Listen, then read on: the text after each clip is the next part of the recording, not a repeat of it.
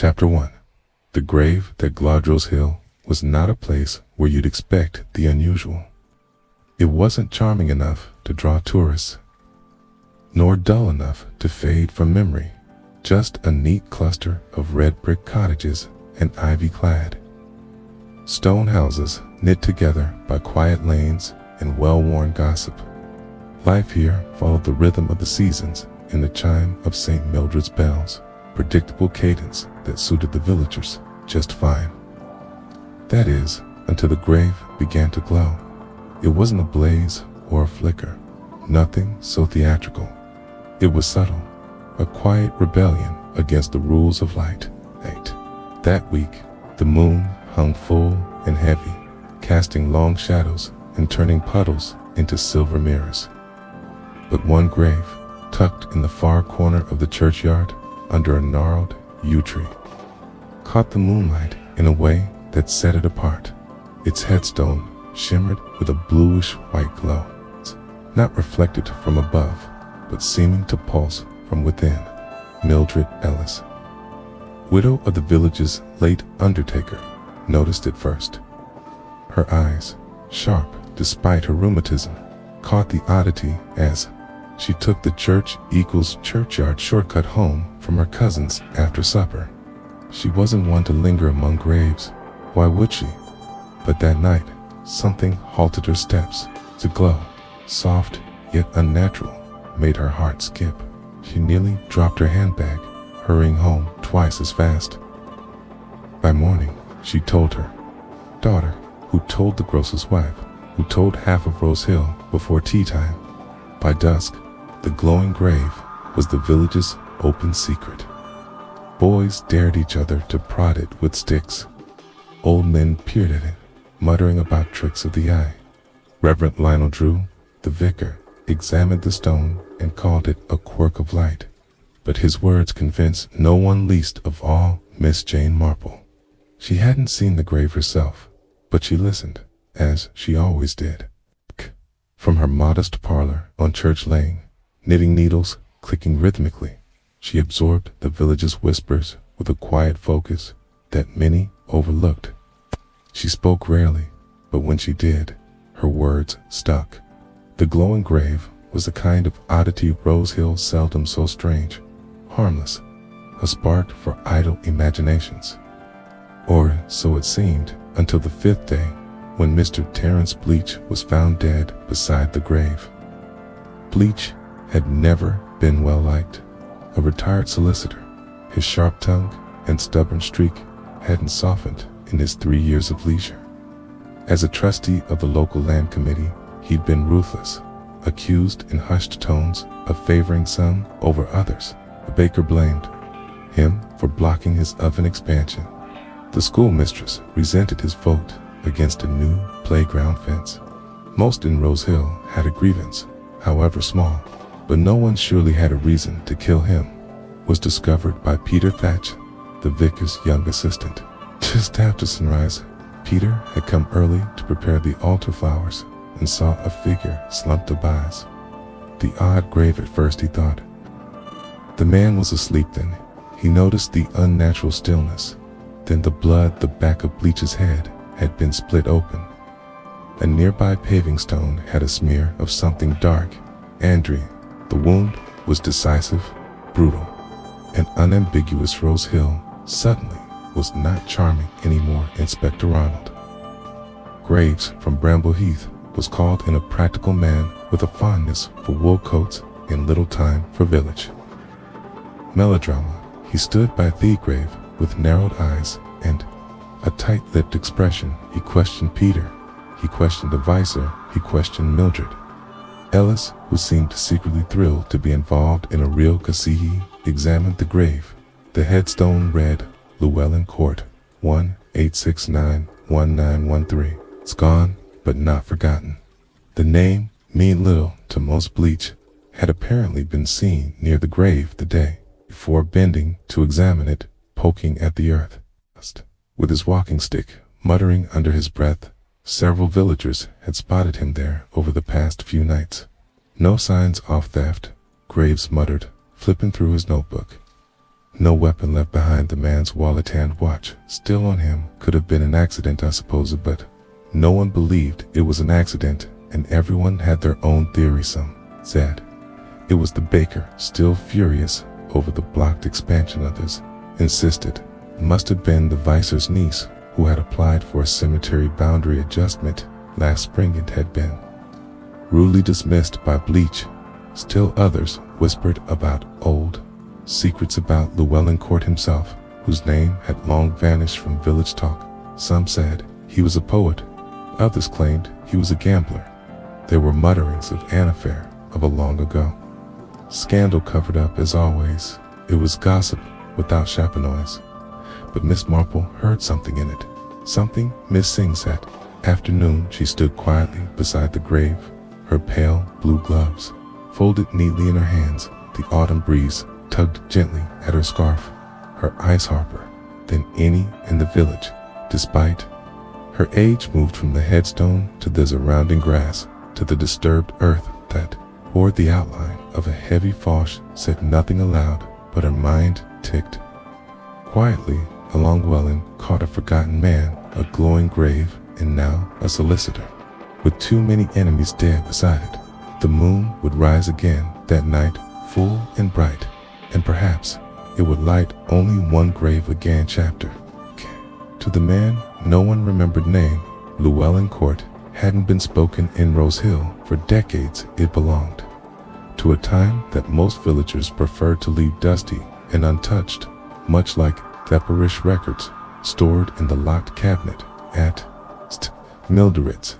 His headstone sat alone at the edge of the graveyard, not exactly hidden, but somehow overlooked, a strange corner of memory that the living had gently walked around until now, after the murder of Terence Bleach. Llewellyn Court's name resurfaced like a waterlogged book, blurry, unreadable in places, but still visible enough, tossing uncomfortable feelings. In the older residents, Miss Marple noticed at first the hesitation in people's voices when they said his name, not fear precisely, but a cautious discomfort, like brushing up against something you thought was long gone. The newspapers, both the Bramble Gazette and the weekly Rose Hill Recorder, ran their headlines with predictable legitimism. Moonlight murder in village churchyard, and solicitor found dead beside mysterious grave. Most in the village scoffed at the fuss. Rose Hill had no appetite for fame, especially the dark kind the tourists would come sniffing. Next, asking where the body was found, buying tea towels at the post office, and peering over hedge. Miss Marple, meanwhile, continued her quiet observations. On the third morning after the death, she visited the church to speak with Reverend Drew. The vicar's studies smelled of dust, leather, and old hope books lined the walls, many too brittle to be to shade. Greeted her with a warm but distracted smile. Miss Marple, always a pleasure, May. I offer you some tea I can ring for. Peter, that won't be necessary, she replied, settling herself into the narrow armchair across from his desk. I won't keep you long. He sat down, folding his hands as if about to pray. It's all rather upsetting, isn't it? Deeply, but I suppose the question is upsetting. To whom he blinked. To everyone, surely, Miss Marple tilted her head, and yet most of the village has quickly made up their minds. They believe Mr. Bleach fell, or that he was struck down, fatigued by Sumian angered over a land dispute, but I'm not sure. Heard anyone ask the most obvious question. And what question is that? Why was he spending so much time by that particular grave? The vicar paused, troubled. That is strange. I admit, I'd seen him there myself. Twice, perhaps more, he said. He liked to walk before dinner, but he didn't seem the walking type. Indeed, said Miss Marple softly. And did ever mention Llewellyn Court to you? Not once.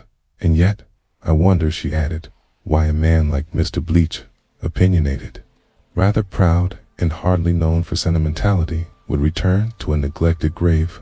Over and over graves tend to mean some authentically ones. Nobody else visits.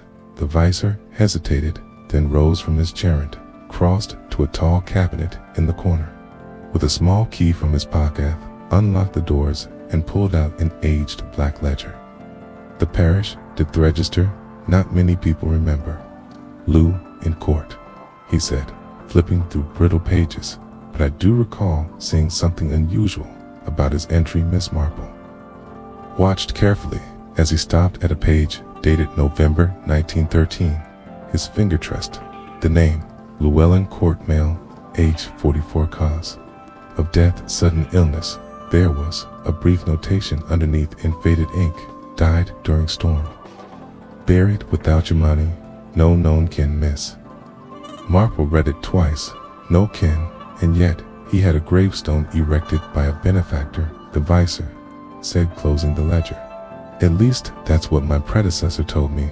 Some woman, never named, paid in cash, refused a service, insisted he be buried quietly at the edge of the yard. Curious, don't you think? She said, eyes narrowing just slightly, and nodded. I've always found it rather sad. After a few more polite exchanges, Miss Marple thanked the vicar and made her way slowly across the churchyard, paused at the grave again. The day was overcast, the clouds hanging low. Esau, reluctant to let the sun look too closely illumined, caught the name was etched in a slightly different style than the other stones around it, less formal, less elaborate. The script was simple, clean, modern for its time, almost as if the person who ordered it had not wanted attention, but had insisted on marking something quietly important, miss. Marple considered the facts. A forgotten man with no living relatives, solicitor, known for poking into old land deeds and titles, a glowing grave. No one had noticed until recently. She would need to speak to someone who remembered 1913, and there were only a handful of people in Rose Hill still alive who might so. She paid a visit that afternoon to Mrs. Eugenia Clareweather, aged 94, cropped in a house called Moorcrafted on the edge of the common. Eugenia had been born in Rose Hill and never left, was sad to remember everything, even things better forgotten. Her mind was still sharp, though her eyes were not. She sat in a wheelchair, facing the window, wrapped in a shawl the color of rust. Her nurse offered Miss Marple tea, retreated discreetly. You've come about the grave, Eugenia said. Before Miss Marple could even speak, word travels quickly, not word light. Her voice was like dry leaves. I saw it from my window 2 nights ago. It flickers like a lantern in fog. Miss Marple nodded. Do you remember? Llewell and Court Long Piles followed. Then yes, to well what? Was he like Eugenia? Shifted, her fingers curling slightly around the edge. Her blanket, he wasn't from here, moved to Rose Hill in 1910, I think, rented the cottage behind the baker's, kept to himself, played the piano, smoked French cigarettes, which we all thought terribly exotic. There were rumors. What kind of rumors? Pittities. He had run from something abracant engagement, a scandal. Some said he was a poet, others said he was a spy. It was all nonsense, of course, but he had a sadness about him, a kind of silence that made people uneasy. Did anyone visit him? A woman, once or twice, tall, veiled, wore gloves, even in July, never introduced herself. How did he die? Her voice dropped lower. They said it was illness, but he collapsed in the lane behind the church during a storm. They found him lying in the mud, clutching a book. A book, yes, Eugenia said, blinking slowly, a red one, and never found out what became of it, miss. Marple's eyes lit up faintly. No one ever claimed his things. No, his room was emptied by the landlord, sold off, or burned. People didn't like to ask too many questions. Back then, war was coming. People had their own problems, miss. Marple rose to leave. Eugenia spoke again. One more thing. Bleached, the man who was killed. He came to see me 2 weeks ago, asked me about Llewell in court, said it was for a historical land survey, but he had that look, the look of someone who's found something they weren't meant to miss. Marple paused at the door. What did you tell him? Told him to leave it alone, she said softly. Some graves should stay dark up to 3. The book that never burned. It was well known in Rose Hill that Miss Marple kept an orderly sitting room, a sharp memory, and an even sharper mind. But what fewer people understood, or perhaps deliberately overlooked, was how she used that mind not for idle gossip, nor for self-important meddling, but for what she called the small patterns of people. It was in those patterns, the habits that wrapped around secrets like ivy around stone, that Miss Marple found her way, and today her thoughts kept returning to a book, a red book found clutched in thieed hands of a dying man more than 30 years ago. Had no one preserved it? Why had no one recorded its title, or handed it tooth fairies, or even remembered what became of it? The story, vague and dreamlike, had the feel of something half-intentionally forgotten. But Miss Marple knew better. When something vanishes so quietly, it is often back out. Someone made sure it did. She needed to find out what that book had been that morning, as a low mist drifted over village green and shopkeepers swept their doorways with lazy familiarity. Miss Marple stepped into the musty warmth of the Rose Hill Library, a modest stone building that had once been a coach house inside behind. The counter stood Invin Ross, the library's custodian resident, pedant, and proud owner of Thewworld's most precisely alphabetized card catalog. Miss Marple, he greeted, adjusting his spectacles. Come to return lives of the English poets, I presume, or perhaps something a little lighter today, neither, she replied, stepping forward with her usual unassuming poise. I have a rather curious research question. Mveen beamed. My favorite kind. Do go on. I'm looking into a gentleman who lived in Rose Hill around 1910 to 1913 Llewellyn Court. It seems he died suddenly. Anthers mentioned he was found clutching a red book. I don't suppose you'd have any records of donations or catalog entries that might match. Mvin blinked, his enthusiasm faltering. The briefest moment, Court. That's a name I haven't heard in decades. A tragic business, if memory serves. Do you remember anything about the book? No title was ever recorded, but I remember asking my predecessor about him once years ago. She mentioned something peculiar, that the book had been written in his own hand, a journal, perhaps a diary. More than that, I think some sedate was poetry others believed it to be coded writing. She told me it vanished shortly after his death, taken by someone, though no one knew who. Miss Marple felt a faint twinge in her chest, the familiar tightening of intrigue. Would there be any chance? She asked carefully that the book survived somewhere, donated privately, hidden in the state archives. Mvin rubbed his chin. You might try the back storeroom.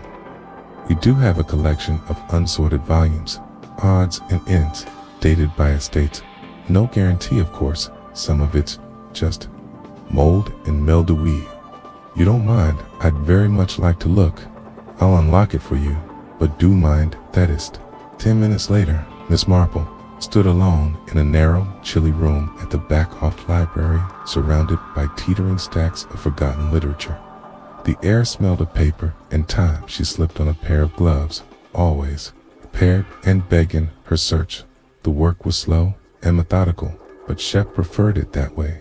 Her eyes moved across bindings, scanning for red covers. Several volumes matched the color, but none the age. She set aside Roman Senevilles, war memoirs, and one surprisingly graphic manual on poultry. Re-wrinkled beneath a bundle of pamphlets tied with string. She found it slim, hard-bounded, leather spine, faded and cracked. There was no title. Her heart beat faster. Opened it with care. The handwriting was tight, almost cramped, written in a hideous, looping hand. No name, no date, just a series of verses, personal reflections, strange aphorisms, and something else. Lists, dates, names. Shouldn't recognize. Some were crossed out. Some underlined entries stood out. If I die before it is revealed, let it be known The boundary was drawn false. The land does not belong to them. It never did. Miss Marple drew a sharp breath. A land dispute. Bleach's favorite battleground. Carefully closed the book and tucked it into her handbag as she left Thelabury. She thanked Emvine with a gracious nod and stepped out into the light of a weak sun. Fighting through the mist back home, she spread the book across her kitchen table and began reading in earnest. Page after page revealed a troubled Tintlick man. Llewellyn Court had been educated, melancholic, and suspicious of those around him. His writings danced between despair and frustration, often returning to one subject: land ownership in Rose Hill. Believed something had been stolen, a deed forged, or a document buried in. If Bleach had discovered that if he had uncovered something from Court's writings, it might have made him a target, or perhaps it had made him dangerous. To see me and else, she picked up the phone, an older rotary model that clacked pleasingly with each turn, and called Colonel Archibald Merton, Reedard, military man and member of the Rose Hill Historical Preservation Society. Archie, she said, you always were a bloodhound for buried property lines. I want to do. You remember anything about a dispute near the churchyard, perhaps? Something from the early 1900s. There was a pause, then the familiar rumble of Thiccolano's voice. Well, now that you mention it, there was a row about that bit of land between the bakery and the rectory. Two families fought over it, went in for years, ended up in the hands of the Marbera Trust, all very hush-hush, if memory serves. Who runs the trust? Now was to be Bleach. Didn't it inherited his father's seat on the board? He'd know every stone of that land?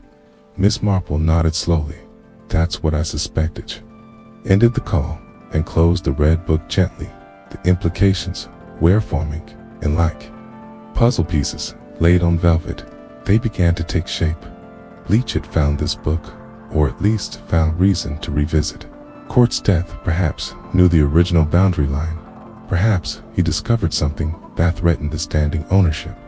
But then the question became: Mulho stood to lose someone powerful enough to silence Hyman, someone who remembered Llewellyn Court far too well. That night the moon rose again, high round and watchful, and once more it cast its silver light over the graveyard. This time it did not light only one grave, it lit two chapters for the land that wasn't theirs, the village of Rose Hill had never been much interested in land ownership disputes. Fields and cottages belonged to families for generations, their boundaries drawn on maps that few ever examined. But when death hovered over the churchyard and a red leather book whispered of stolen ground, the old silent soil suddenly seemed very important. Miss Marple sat by her window that afternoon, watching the gentle sway of maples outside. This air carried the sharp scent of woodsome smoke and drying leaves. Her mind was busy unraveling the threads that tied Llewellyn Court Terrace, Bleach, and a forgotten boundary dispute together. Next step was clear. She must speak with those who had the power to influence the land, those who held the deeds, the titles, and the trust. At the top of her list was Mrs. Charity Pendleton, a woman known in Rose Hill Asmac for her fiery temper, as for her ambitious bakery. Business Charity had publicly clashed with Bleach over land matters more than once. Her desired toque spanned her shop, halted by his strict committee rulings. Miss Marple found Charity in the village square, pacing briskly outside her bakery. The scent of fresh bread mingled with the crisp autumn air. Charity spotted Miss Marple and raised a brow. Well, if it isn't Jane, she said with a half smile.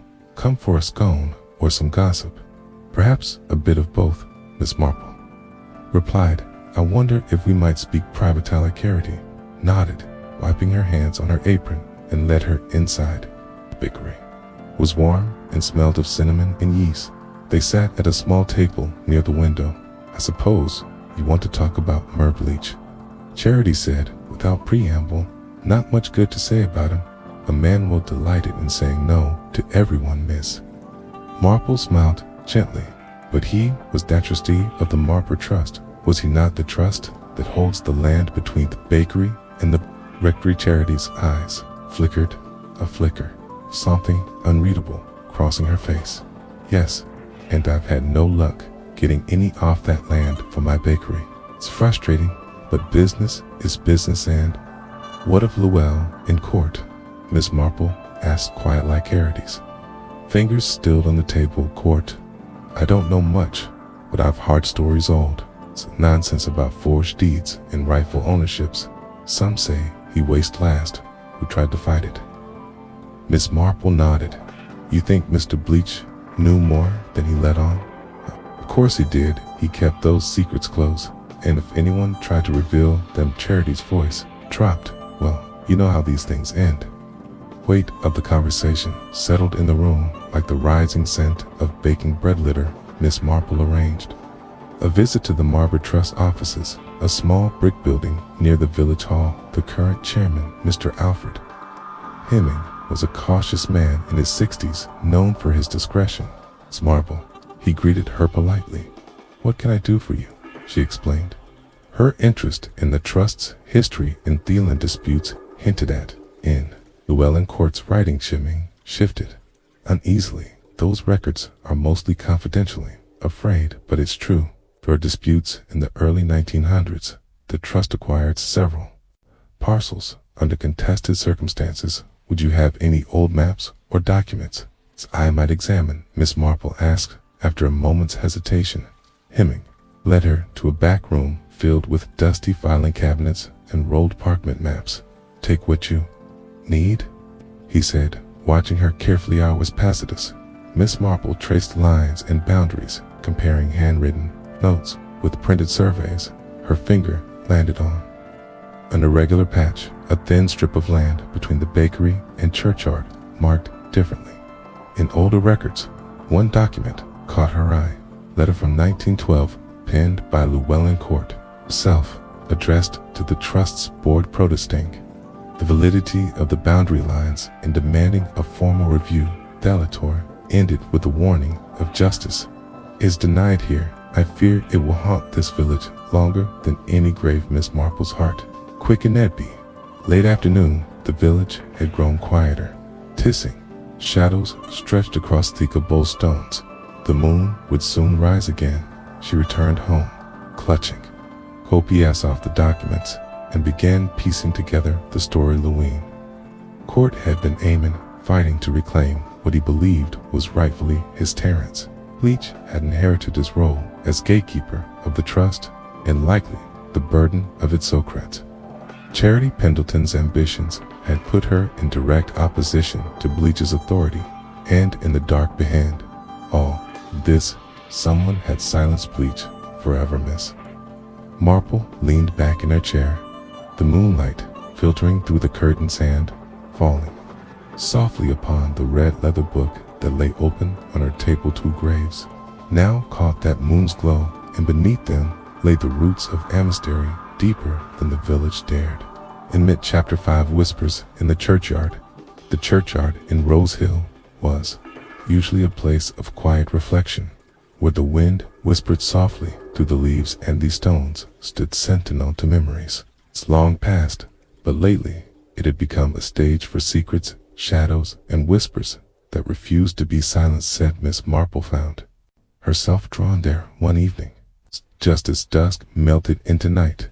The sky was bruised purple, and the first stars blinked awake. She wrapped her shawl tight and carried a small lantern, the soft glow of its flame flickering against the rough bark of the yew trees. Her footsteps were measured and deliberate on the gravel path as she passed familiar graves, her neighbors, old friends, and those she barely knew. She stopped briefly by the stone of Llewellyn Court. The faint light of her lantern cast long shadows, and in the half-light, the graves seemed to breathe with quiet expectancy. She was not alone. From behind a clump of holly bushes, a figure emerged, tall, thin, and cautious. It was Peter Thatch, the vice's assistant, who had discovered Terence Bleach's body. His eyes were wide, reflecting a mixture of fear and determination.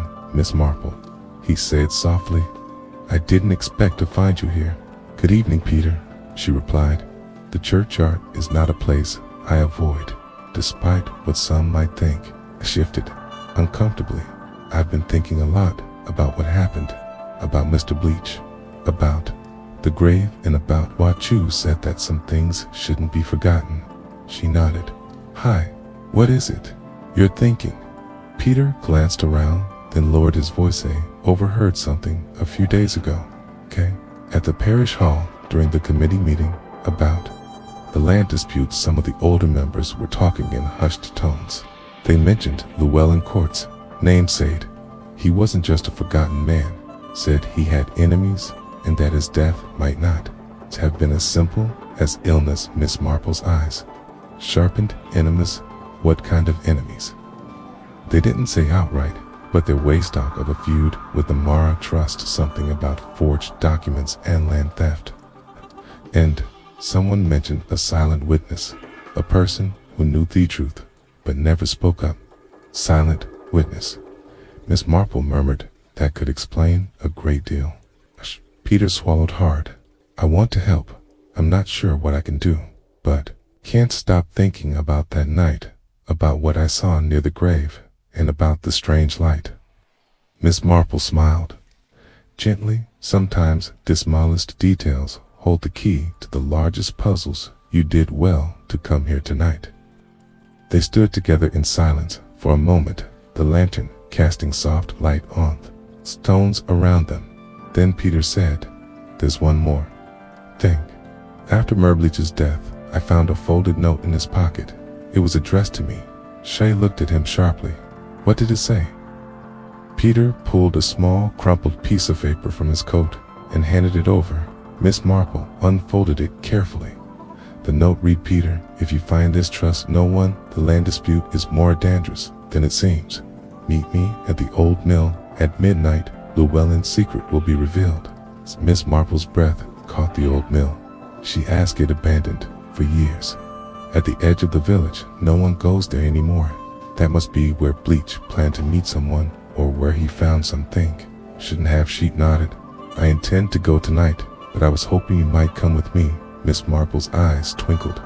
With resolve, of course, Peter. We must see this through. As the moon climbed higher, casting its silver light over Rosehill, two prepared to uncover the final pieces of a mystery that had lingered in the shadows for far too. Conj. Chapter 6. Midnight. At the old mill. The old mill stood at the far edge of Rosehill, a skeletal relic of a time when the village thrived on its grain and rivers. Now it was a crumbling monument, half swallowed by ivy and the slow creep of wild brambles. Its weathered wooden beams groaned in the wind like a ghost's lament, and the windows were blind with dust and age mist.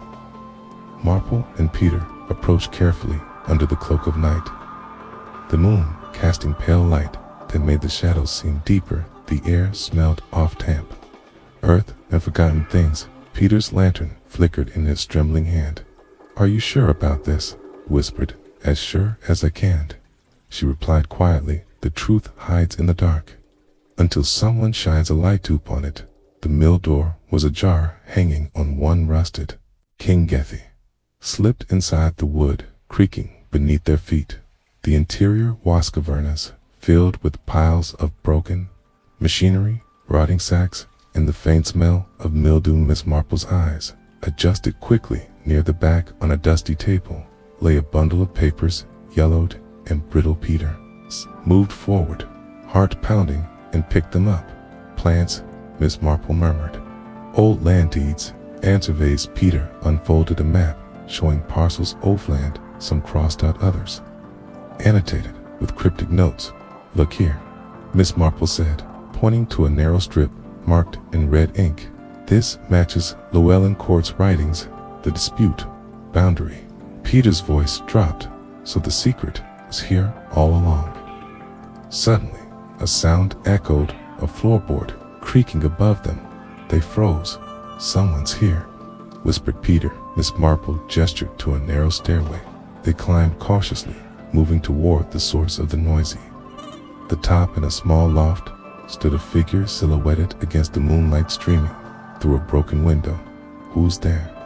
called Miss Marple, firmly figure hesitated, then stepped forward. It was Charity Pendleton, eyes wide with fear and defiance. "You shouldn't be here," she said breathlessly. "Neither should you," replied Miss Marple calmly. "What are you doing in the mill at midnight?" Charity's hands trembled. I needed to see the papers again to understand. What bleach found this land? It means everything to Mepatars. Gaze was steady. "Did you kill him?" Charity flinched, but met their eyes. "No. I argued with him, yes, but I couldn't miss." Marple studied her quietly. Then her Charity looked away. "There are others people who want to keep this buried, people who will do anything to protect their interests." A sudden noise startled them. A door banging downstairs. Someone was coming. "We must leave," said Miss Marple.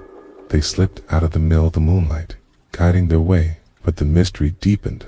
The land dispute was bigger than any of them imagined, and the real danger was sight to reveal itself. Chapter 2, 7 Shadows of the Past. The chill of the night seemed to follow Miss Marple and Peter long after they left the old mill behind. Though the moon hung high and bright, casting its silver glow over the village rooftops, the darkness within Rose Hill Secrets felt heavier than ever. Charity Pendleton's words echoed in Miss Marple's mind. There are others people who want to keep this buried. Askew. Who were these shadowy figures, and how deep did their influence stretch? The next morning, the village resumed its quiet rhythm, but Miss Marple's thoughts churned like the restless river that cut through the outskirts of Rose Hill. She resolved to revisit the parish courts, more this time with a focus on the earliest hints of the land dispute. The parish office, she found Mr. Hemming again, who seemed wary but willing to assist Miss Marple. He greeted her cautiously. "You understand your interest has become serious?" She smiled kindly. "Just seeking truth, Alfred Shirley." No one can object to Thide's side and retrieve an old ledger. Its leather spine, cracked and faded pages were filled with handwriting that wavered over time, reflecting generations of local agreements and grievances. Miss Marple's finger traced the entries from 1900 to 1913, the years leading up to Llewellyn Court's death. She found mentions of contested land boundaries, claims of forged documents, and bitter disputes between local families. Several names repeated themselves: Marbera Trust Court, Pendleton and Bleach. One particular entry caught her eye. A letter from 1909 describing a secret meeting held in a nearby manor, where influential villagers had agreed to settle the matter quietly for the good of Rose Hill. A name signed at the bottom was unfamiliar Edmund Fairfax. Intrigued, Miss Marple made inquiries around the village and learned that Edmund Fairfax had been a wealthy landowner who left Rose Hill decades ago under mysterious circumstances. Shed estate had been absorbed by the Marple Trust shortly thereafter. This was a lead worth following. Later that day, Miss Marple visited the village pub where old-timers gathered to share memories and swigs. She found Tommy Griggs, a wiry man in his 70s with amory sharper than most. Edmund Fairfax, you say? Tommy chuckled. That was a long time ago, but I remember the man well enough. Rich, proud, and a bit ruthless. Didn't take kindly to those who challenged him, though. You know what happened to him, Miss Marple asked. Tommy's eyes darkened. Hetty sappered. One night, no one saw him leave. Some say he was forced out. Others think he ran. But I heard whispers, the kind you don't say too loud, that he was involved in some shady dealings around those lands. Marple thanked him and left Hermond piecing together the fragments. Edmund Fairfax's shadow stretched over the village. Still decades after his vanishing, could he be connected to the land dispute that Llewellyn Court had tried to expose, and to the death of Terence Bleach that evening as the sun dipped below the horizon?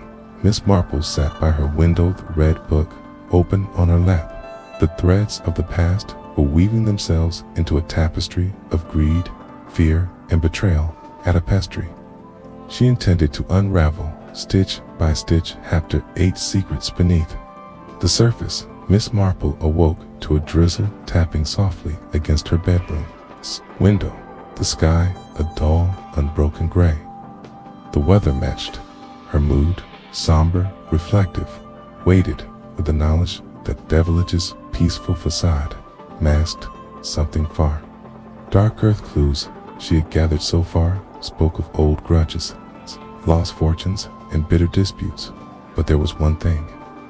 She hadn't yet uncovered what exactly the Welland court had discovered that made his grave glow and caused bleach his life, her mind. Returned to the mysterious red book, Llewellyn's journal, and the coded hints it contained about the land and forged deeds. But beyond the pages and the maps lay a deeper question. What lay buried beneath the surface of the land itself? Later that morning, she made her way towards the village pond, a small tranquil spot where many of Rose Hill's secrets had once been whispered and forgotten. The caretaker, an elderly man named Infringe, was cleaning debris from the water's edge when Miss Marple mentioned the land dispute. His eyes flickered with caution. "There's more to that than most realize," he said quietly. "Some say the pond hides old boundary markers, stones placed by surveyors, long Agatha stones that were moved to change the map." Moved by whom? He shrugged. "That's the question, isn't it? But if the markers were shifted, then the land belongs to someone else." Miss Marple's brow furrowed. And who would benefit from such deception? Mr. Finch glanced around before speaking. "The Marple Trust naturally, and those who serve its interests." She thanked him and left with a growing sense of urgency. Physical landscape had been altered to conceal the truth, and uncovering it could expose decades of deceit. That afternoon, Miss Marple met with Colonel Archibald Merton, the retired officer who had long taken an interest in local history. "Archie," she said, unfolding the copies of the old maps, "do you think these markers could have been moved?" He studied the maps thoughtfully. It's possible. Surveying in those days was meticulous, but not infallible. If someone was determined, they could have bribed or threatened the surveyor, where the original markers might be. Now, there's an old stone wall near the eastern boundary of the disputed land. It's been there for centuries, but some say the stones don't line up with the official maps. Miss Marple nodded. "Then that's where I'm to go at dusk." She walked the boundary line. Crisp air filled with the scent of wet earth and fallen leaves. Stone wall loomed ahead, weathered and uneven, as she examined the stones. A faint engraving caught her eye, a barely visible symbol that matched one inscribed in Llewellyn's journal. Her heart quickened. Someone had deliberately altered the land's borders, hiding the truth beneath centuries of stone and soil. As night fell, Miss Marple returned home, the weight of the mystery pressing ever heavier.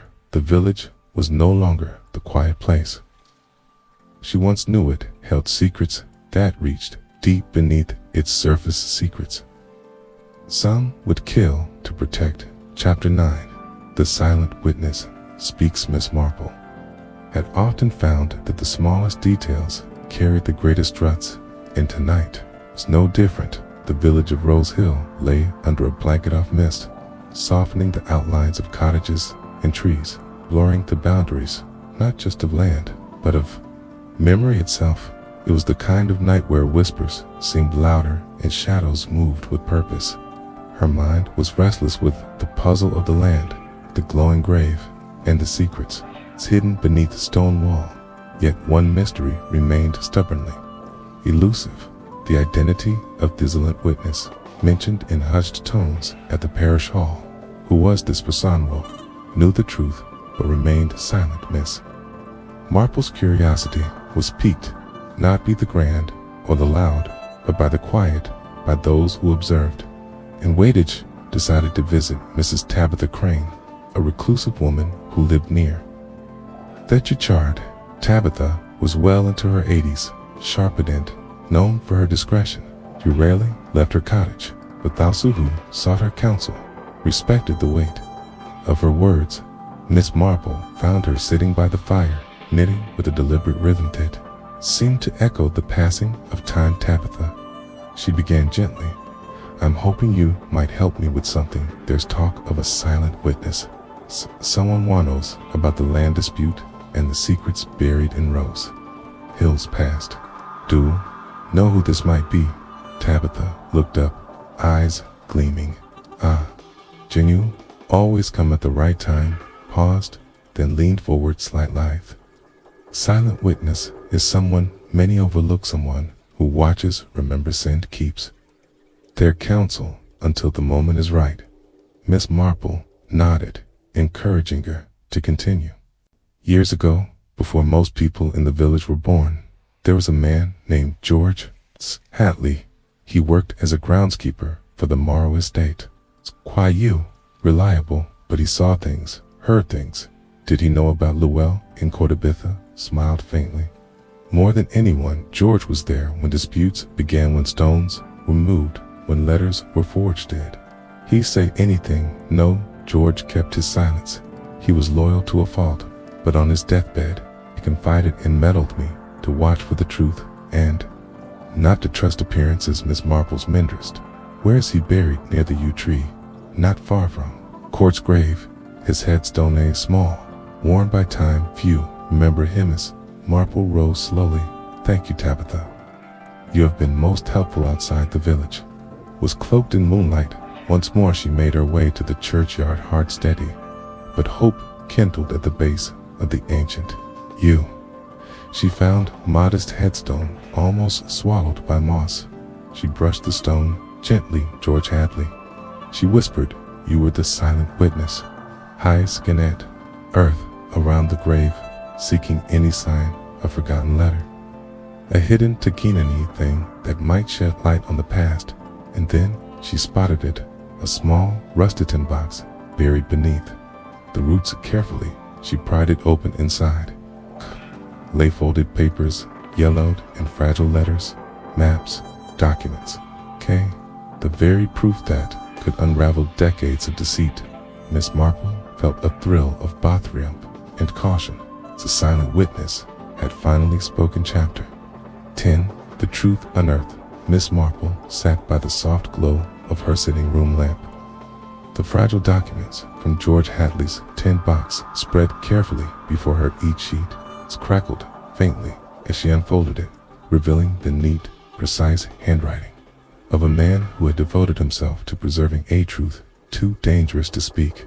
Allowed her fingers traced the faded ink letters between Llewellyn Court and George Hadley. Detailed surveys of the disputed landed notes on the boundary markers that had been clandestinely shifted. One letter stood out. Mr. Hadley, do you ever find yourself forced to choose between loyalty and justice? Remember that the earth beneath our feet belongs to no one until truth sets it free. Miss Marple's mind pieced the fragments darker. Llewellyn Court had been the last honest voice fighting to restore full ownership. George Hadley had witnessed the corruption, but had remained silent until his death, when he entrusted the evidence to be found only by those patient in Notto uncover it. But there was more. Among the papers was a recent note written in a different hand, hurried, urgent. It was addressed to Terence Bleach. You cannot hide what you have found. The truth will rise. Beware the shadows that watch the massage. Confirmed what Miss Marple had long suspected. Bleach had uncovered George's secret, and it had cost him his life. She heard a cautious knock and looked up to see Peter Thatch standing in the doorway. Miss Marple, he said quietly, I found something at the vicarage, a ledger with financial transactions linked to the Mara Trust. There are payments to names we don't recognize. She motioned him inside to show me.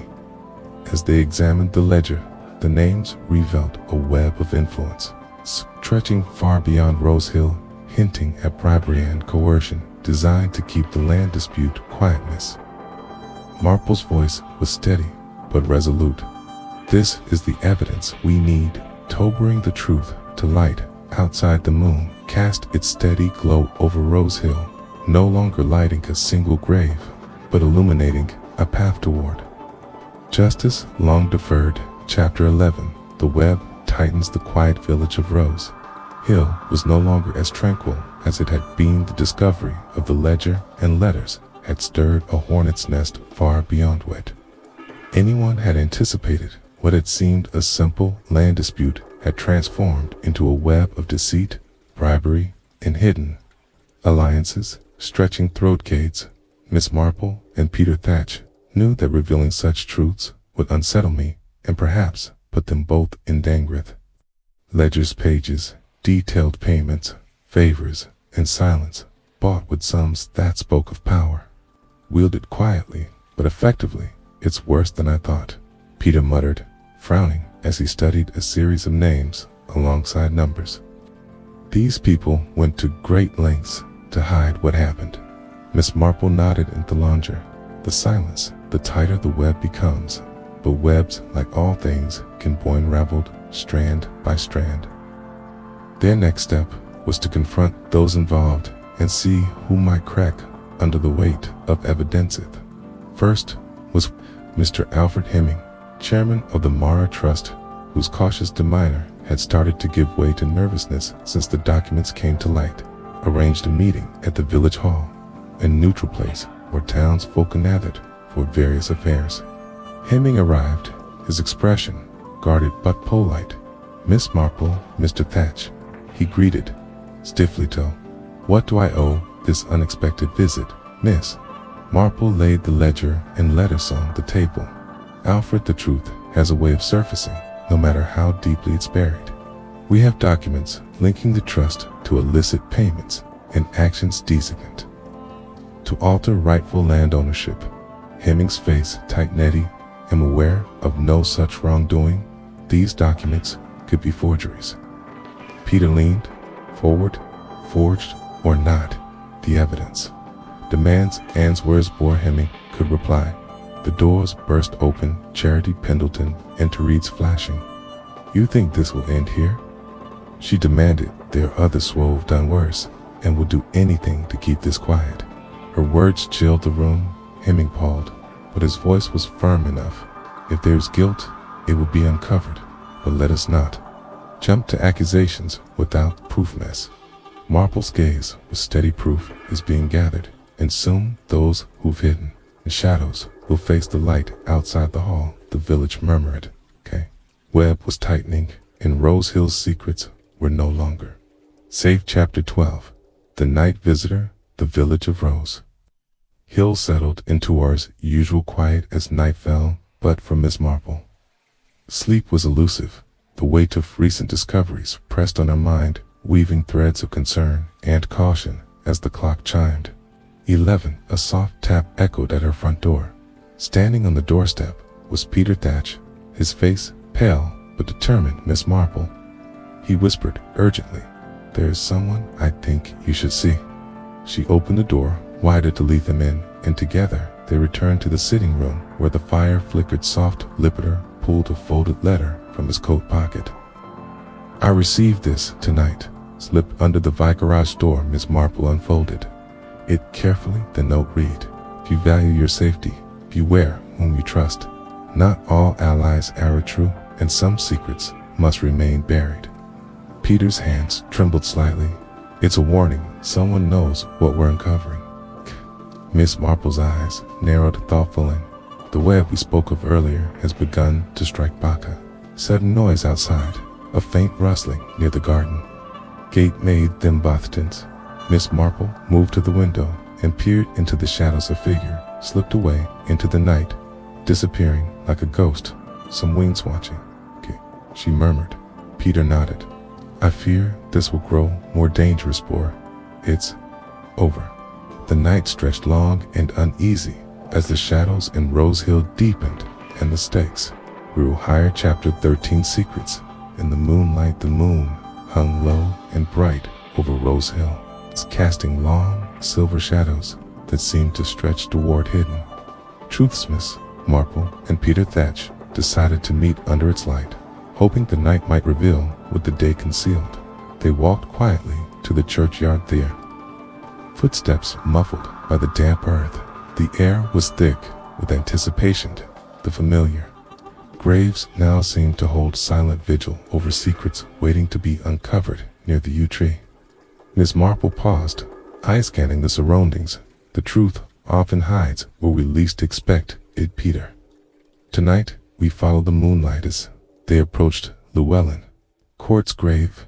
A faint glimmer caught Peter's eye, a folded piece of paper tucked beneath the moss. He picked it up with care. The note was soiled, edges frayed, but the ink fresh. It read, "Meet me by the mill at midnight past is not as buried as you think." Miss Marple's heart quickened. Samuel's nose. Someone brave enough to come forward. They waited in silence the minutes. Stretching at midnight, a figure emerged from these shadows. An elderly woman with sharp eyes and a cautious, smiling Agnes Tola. She said softly, "I've seen too much, and it's time the village knew." Chapter 14, Agnes Tola's Tale. Agnes Tola's presence was both a surprise and a revelation. The elderly church organist had long been a quiet observer in Rosehill, often dismissed as just another fixture in village life. But tonight, beneath the silver moonlight, she carried the weight of secrets that could change everything. She settled beside Miss Marple and Peter near the ancient yew. Her voice low but steady was the first to see the strange glow on Llewellyn Court's grave. She began, "At first, I thought it was a trick of the light, but it was something more, a sign, a warning." She paused, gathering her thoughts. Years ago, before the war, there were whispers about the land dispute. I remember seeing Mr. Court arguing with some of the trustees. He was desperate to prove the truth, but they silenced him. Miss Marple listened intently. Then came George Hatley. Agnes continued. He was loyal to Llewellyn, but feared for his safety. Before he died, he gave me a message to watch, to wait, and to protect the truth. Peter leaned closer. "What did he say?" Agnes smiled, faintly. The village's peace was built on lies, and that those lies would come to light in the moonlight, just as Llewellyn's grave did. Her words hung heavy in the cool night air, a solemn promise that justice thought a light was within reach. Chapter 15. The gathering stormed weight of Agnes' callous tale settled over Miss Marple, Peter, and the quiet churchyard like the approaching storm clouds on the horizon. The peaceful rhythms of Rose Hill, once taken for granted, now seemed fragile as if any moment the delicate veil could tear, revealing all the hidden bones beneath. Back in her sitting room, Miss Marple reflected on the layers of deceit and loyalty, courage and fear that had shaped the village's past and threatened its present. The evidence was mounting, the players becoming clearer, yet the danger also grew. With each passing day, she resolved to call a meeting, one that would bring together those willing to confront the truth, but she knew many would resist, clinging to silence. Ordeal. As dusk turned to night, a brisk wind began to stir the autumn leaves outside her window, a reminder that the calm was only temporary. The gathering storm was coming, and Rose Hill would never be the same. Chapter 16. Allies and enemies. The days that followed were tense with anticipation. Miss Marple knew the path forward would be fraught with challenges. Some in Rose Hill would rise as allies, driven by conscience and justice, while others would rally as enemies, desperate to protect their secrets. Began by confiding in Peter Thatch, whose steadfast loyalty had been a beacon throughout. Together, they reached out to a small group. Charity Pendleton Wool, despite her fiery temper, showed signs of remorse.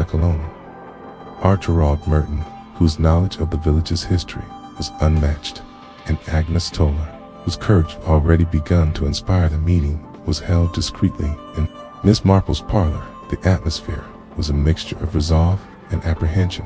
"We stand at a crossroads," Miss Marple began. "The truth is no longer hidden beneath the surface. It must be brought to light." Charity spoke passionately. "I want to make this right. I may have opposed the bleach, but I never wished him harm," Colonel Merton added. We must prepare for resistance. Those who have benefited from lies will not surrender easily. Agnes nodded solemnly. But the village deserves justice, no matter the cost. As the group strategized the shadows of Rose Hill seemed to gather, poised forth coming storm of revelations and reckonings. Chapter 17. The first cracked the days of quiet unease in Rose Hill were over, as Miss Marple and her small circle prepared to confront the tangled web of deceit. Subtle signs of change began to ripple through the village. Its first cracks in a carefully constructed facade. It started with hushed conversations, nth marketplace glances exchanged in the shadows of the churchyard, and the uneasy glance at the Mara Trust office's people who had long remained silent and cast weary eyes toward one another. Sensing the shifting tides in afternoon, as Miss Marple perused the parish records, a young cleric approached her discreetly. Miss Marple, he whispered, this talk off a meeting among some trustees. They're planning to discredit anyone to Ginto the past. Her gaze sharpened. Thank you, that is valuable to know. She immediately convened her a list. Opposition is mobilizing. We must act carefully, but decisively. Carter suggested. Perhaps a public disclosure would force their hand. Colonel Merton cautioned. Too soon, and they'll crush us under the weight of their influence. Miss Marple nodded thoughtfully. Then we wait for the right moment, but we prepare for whatever comes. As night fell, the village held its breath. The first crack had appeared, and soon the foundations will tremble. Chapter 18. Shadows and light. Delicate balance of Rose Hill teetered between shadows and light, with height passing day. The secrets long buried struggled against the village's peaceful veneer, threatening to spill into the open. Miss Marple and her allies moved cautiously, aware that the line between friend and foe blurred in the dimming twilight of truth. Late one evening, as a silver moon cast pale beams through the lace curtains of her sitting room, Miss Marple received an unexpected visitor. Edmund Fairfax returned to Rose. He lived her decades in exile. His presence was both a revelation and a warning. I have come to set things right, Fairfax said, his voice steady but heavy with the years of regret the past. I fled is catching up, and I cannot let the village suffer any longer. Miss Marple studied him. Careful to return marks a turning point, Mr. Fairfax. But trust must be earned outside. The night air was charged with anticipation in the interplay of shadow, sand, light. The battle for Rose Hill's soul was about to unfold. Chapter 19. Reckoning. At dawn, the first light of dawn crept soft low over Rose Hill, washing the village in hues of gold and pale pink, but for those entangled in its long buried secrets. The new day brought not peace, but reckoning. Miss Marple gathered her allies quietly in the parlor, the air thick with anticipation. Edmund Fairfax's return had shifted threads, and the moment to confront the past was at hand. We have the evidence, Miss Marple began, and the witnesses. It is time to face those who will keep that truth hidden. As the village slowly awakened, word spread of a meeting at the village hall, an assembly called to hear the revelations that would change Rose Hill. Forever tensions simmered beneath polite greetings. Faces, once warm with familiarity, now bore suspicion. The web of lies was unraveling, and the dawn carried both hope and fear. When enmity convened, voices rose and fell, accusations flared, and at last these shadows gave way to light. Chapter 20. Justice in the morning.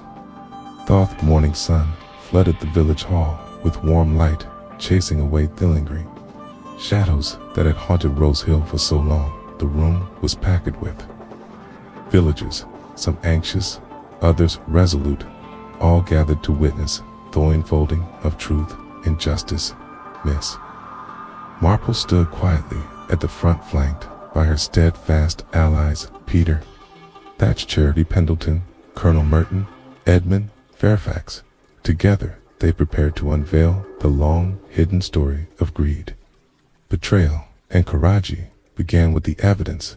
the letters of Llewellyn in court, the ledger revealing Bree George Hatley's secret documents, and the witness testimonies as details emerged, gasps and murmurs filled the hall. Voices of denial were quickly silenced by facts, and the weight of truth could no longer be ignored. Those who had guarded the lies were held to account, and the rightful ownership of the land was restored. As the meeting concluded, a sense of peace settled over Rose Hill. The village, though changed, forever embraced a new one where justice shone as brightly as the morning sun. Chapter 21. Echoes of the past. How justice had been served. Rose Hill still carried the echoes of its troubled past. The village had been forever altered, not just by revelations, but by memories they unearthed as life slowly returned to its familiar rhythms. Many found themselves reflecting on what had been lost and what had been saved. Miss Marple, ever the quiet observer, walked the churchyard. One crisp morning the graves stood in solemn rows, their stones catching the soft light of dawn. Paused by Llewellyn Court's resting place, now visited more often than ever before. Peter Thatch joined her, carrying a small bouquet of wildflowers. "Do you think the village will truly heal?" he asked softly. Miss Marple smiled gently.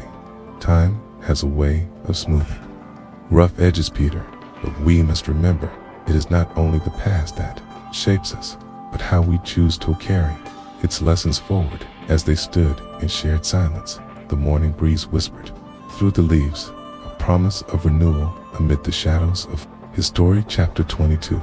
A new beginning. The village of Rose Hill awoke to a fresh morning, crisp and bright, as if the very air had been cleansed by the truths uncovered, and the wrongs righted. The heavy weight of silence that had hung over the village for years now seemed lighter, replaced by a cautious but genuine hope. Miss Marple walked through the village square, greeting neighbors with a quiet warmth. The bakery's windows gleamed with fresh loaves, and the chatter in the streets carried the sound of cautious optimistic. Pendleton, standing behind her shop counter, caught Miss Marple's eye and offered a tentative smile. The hard edges of recent conflict were softening, and new possibilities began to take root. Peter Thatch arranged for a commemorative plaque to be placed near the churchyard, honoring those who had fought silently for justice, including Llewellyn Court and George Hatley. Miss Marple reflected that while mysteries often close with the resolution of a case, the true beginning lay in how a community rebuilt trust, embraced honesty, and faced its future. Rediger in Rose Hill, a new chapter had indeed begun. Chapter 23. The Quiet Guardian. Though the village of Rose Hill had begun to heal, its guardian, Miss Jane Marple, remained ever watchful. She understood that peace was fragile and vigilance was the true price of justice. One afternoon, while tending her bellied garden, she received a letter sealed with a familiar crest. It was from Edmund Fairfax, who had chosen to remain in the village and assist in rebuilding their community's fractured trust. He wrote of plans to establish a locality, a place to preserve Rose Hill's history, including its darkest chapter, so that no secret could again be buried beneath silence. Miss Marple smiled softly. The quiet guardian may not wear a badge, but her steadfast heart ensured that truth would always find a home in Rose Hill. As the sun set behind the village, casting long golden shadows, she felt a deep, calm. Story was far from over, but for now, justice and hope walked hand in hand. Chapter 24. Shadows fade, light remains. Seasons shifted gently in Rose Hill. It's a chill of autumn, giving way to the soft promise of winter's hush. With the passage of time, the shadows that once cloaked the village's darkest secrets began to fade, replaced by a growing light of understanding and renewal. Miss Marple often found herself walking along the village lanes at dusk, the fading light casting a golden glow on familiar faces and newly mended relationships. The community had weathered a storm, And though scars remained, so too did the resilience to move forward. A new sense of unity blossomed to neighbors who once whispered suspicion, now shared stories and laughed. The truth had not only revealed the past but had forged a stronger future. Standing by the churchyard, Miss Marple gazed at the stones bathed in twilight. Her heart calmed. The moon's light no longer singled out one grave, but embraced them all in the gentle, even glow of Rose Hill. Night had passed, and a new dawn was truly at hand. Chapter 25. The Last Secret. Even as Rose Hill settled into its renewed peace, Miss Marple knew that every story held a final secret, one last whisper lingering beyond the telling. One crisp morning, as frost glittered on the churchyard grass, a letter arrived for her, unsigned but unmistakably familiar in tone. It contained a single folded photograph, an old black and white image of Llewellyn in court, standing beside a woman whose face was veiled in shadow. Beneath it, a note read some truths, erringly half revealed the past lives, not just in deeds and papers, but in the hearts of those who remember. Miss Marple smiled softly, the mystery deepening. Even as it closed, she tucked the photograph carefully into her satchel, feeling the steady pulse of Rose Hill's enduring spirit. The village was forever changed, but in the quiet strength of memory and justice, its sound remained unbroken. And so, under the watchful moonlight, Thaddens lit only one grave. Miss Marple looked toward the future, knowing some secrets would always remain, waiting for the next patient heart to find up.